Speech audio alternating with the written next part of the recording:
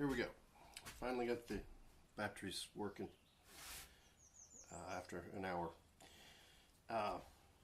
I'm working on the Sheraton Windsor Settee, and this seat is a little bit different because the carving out of the depth of the seat actually flows clear through the end, where typically it would stop somewhere in here and you would have like 2 inches of rim around here, but this goes clear through, which is kind of unique. With that being said, it's important that we get this as close as exactly the same as we can. And I wanted to show you this nice little compass plane that I made. Well, let's say I altered it. I bought this at an antique store for I think $5, and I curved the bottom of it, and I also added a new wedge, which isn't really pretty, but it works well, and I sharpened the blade, put a little curve on the blade, and then I have this bigger one. This is a compass plane as well that I altered. I think I've shown these before, but I really like them because they work nicely, and I didn't spend $150 on a plane. The tools don't have to be pretty, they just need to work well. And when you're using hand tools, it's important that they fit your hand properly, or you're going to hurt your hands, and you're probably not going to be able to use the tool as well as it should be used. So anyway, I wanted to show you how nicely this little plane works. And I'm going across the grain. I've kind of got this down to where I need it. And you know, the only way to tell is if you're getting this where it needs to be is to rub your hands on it and try to, sometimes I even close my eyes, and try to feel high or low spots. Now, if I can find it in the sawdust, I did take this little hand drill and I put a piece of tape on here for 3/4 depth, and I drill several holes across here to give me the proper depth. That way, when I get to the bottom of those holes, I know that I'm at the proper depth. Don't always have to do that, but I like to, because sometimes you can get carried away and hard to tell where you're at sometimes, and I have that problem a lot. So anyway, let's use this just a little bit more, and I want you to see how nicely this works. And it just rides right down in here, and it's really, really sharp, and it can take off a lot, or it can just take off a little. Now, I don't need to adjust the blade in order to get that result. I can lightly use the plane as such, or I can dig very deep, which I'm not going to do because I'm close to where I need to be. But the way that this was achieved so far is I just pretty much went up and down through here till I achieved the result that I want. I have a lot of ripples in it right now, but considering we're using a pretty crude tool in some ways, the results are incredible, and they're very nice to use. A little bit of elbow grease, get a little exercise, but it's better than the power tool in my opinion. A lot of these hand planes, you just can't achieve with a power tool what these things will do if you know how to use them properly and you know how to sharpen them, take care of them. It's always important. So I've kind of going up and down through here.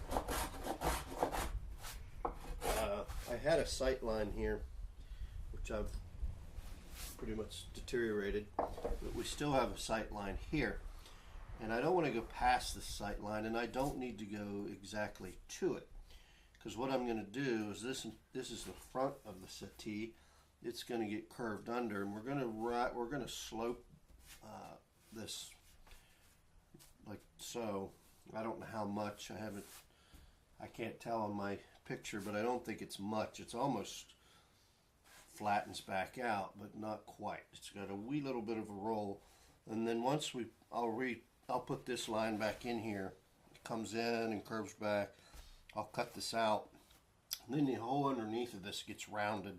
Several hours worth of work.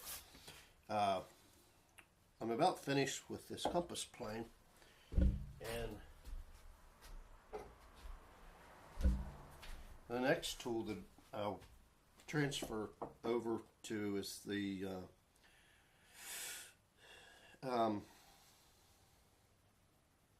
it's a spoke shave. Some call it a Cooper spoke shave, similar to a Travisser. You can see how it's curved. I bought another one a couple weeks ago that I found really nice, old. It was so cheap that I bought it, not because I needed it, but it's pretty. It's funny, it's got some nails jammed in there which aren't coming out, but the handles are sloped the wrong way.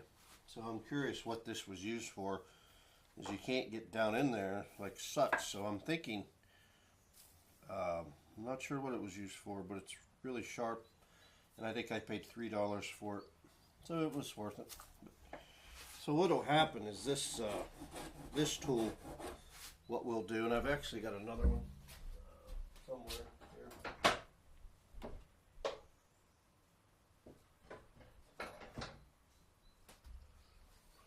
Actually got probably 30 spoke shafts, but here's another one, Travisser. That one's dull, very dull. What this does is cuts fine. I can work these lines a lot more delicately now, and we'll get these ripples out, and this will pretty much give us our finished result. And you can see how smooth this works, and what we want to try to do is work to where we don't have to do hardly any sanding, minimal. A lot of the chair makers pride themselves because they don't have to do any sanding. Nice thing to try to work towards, but sometimes that doesn't happen. And the other thing is, I believe usually that you should push these tools. Spoke shave was designed to be pushed, not pulled. You can see the work ahead of you. So what I'm doing right now is we've got a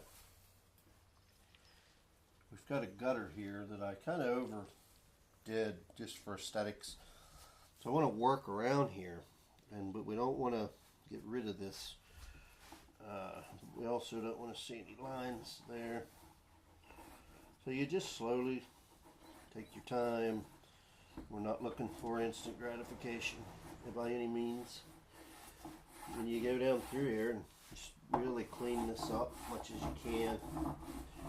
It takes a lot of time, and there's a certain pleasure to it and enjoyment to make a piece of furniture by hand and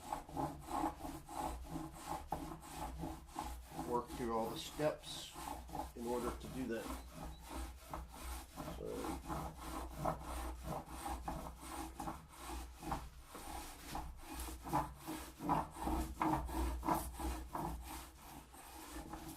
the hard part is you don't want to, with woodworking, well, at least my woodworking is, you don't want to go too far with your work where you lose your design and you can't get it back. That's why I'm really taking just minimal amounts of this off, because if I try to take too much, tear something, and once you tear something, it tends to gouge out, and then now you're too deep, and now you don't have a whole lot of options but to take the whole thing to that level, which we don't want to do.